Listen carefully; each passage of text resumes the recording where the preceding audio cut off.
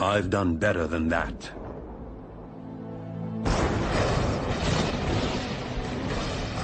You'd think you'd know his name. Every time you switch on a light or turn on your radio, his contributions are as far-reaching as those of Albert Einstein, Isaac Newton, or even his nemesis, Tom Edison. This mysterious, tall, dark Serbian invented alternating current, wireless communication, the modern electric motor, basic laser and radar technology, X-rays, neon, robotics, remote control and cellular technology, and even Star Wars tactical warfare, all over 100 years ago. Yet today, who's ever heard of Nikola Tesla? How could history overlook such an incredible legacy? During his last moments on Earth, he no doubt asked himself the same question. Lying in a forgotten hotel room, alone and penniless, now 86 years of age. This is where our story begins.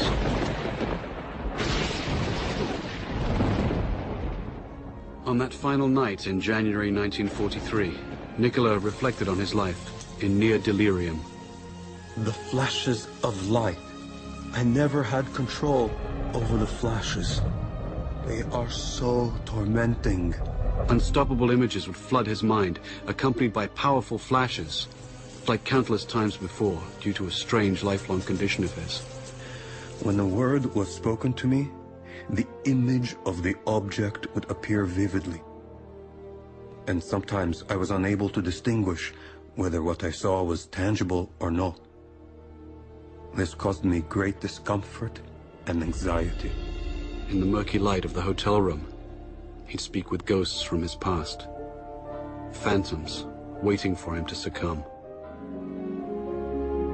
He remembered triumphant moments when he was struck with the vision of his world-transforming electric motor, the same design that's used everywhere today. Like a flash of lightning, in an instant the truth was revealed. He was so sure of his breakthrough that he felt compelled to share it. He sailed for New York City, the seat of the modern world.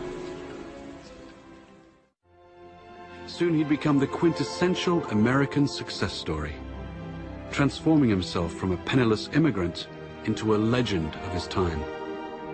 The glitterati of New York's finest would flock to his laboratory to witness the spectacular high-voltage demonstrations.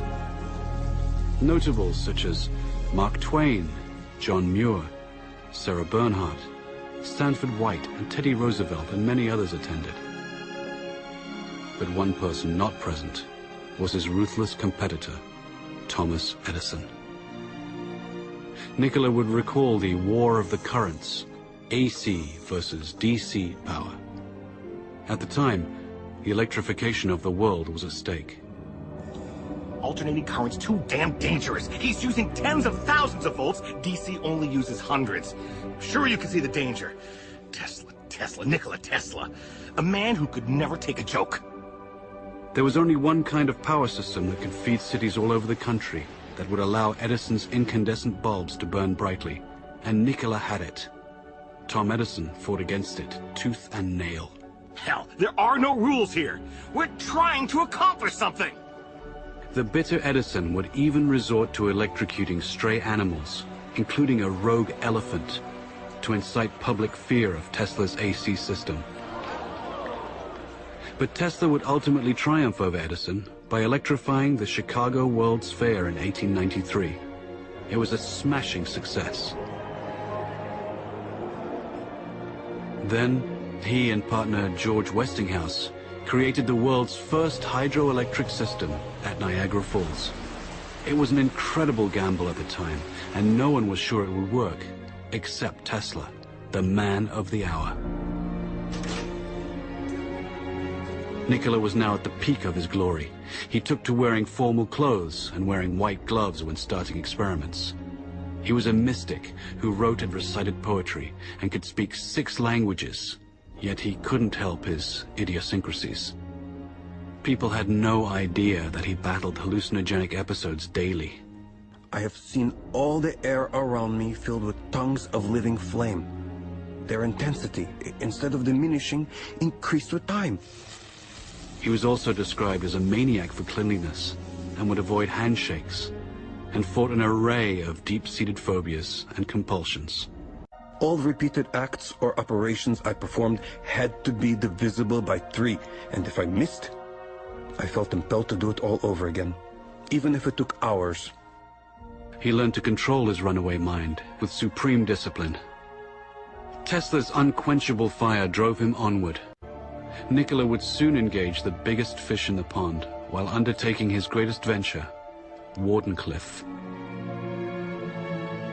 This fantastic structure was the very culmination of Tesla's vision to create a worldwide communication system for sending sound and pictures. The primary goal was to beat Marconi for the honor of delivering the world's first transatlantic wireless signal. By no accident, Tesla's grand project was to be financed by the devil himself, J.P. Morgan. You're a strange man indeed, Tesla. After the papers are signed, you may draw upon the House of Morgan, but it's important that I remain a silent partner. You do understand what that means, don't you, Mr. Tesla? But Nikola had a secret. The system could also electrify the world. Wardenclyffe would provide limitless, free energy, everywhere, for everybody.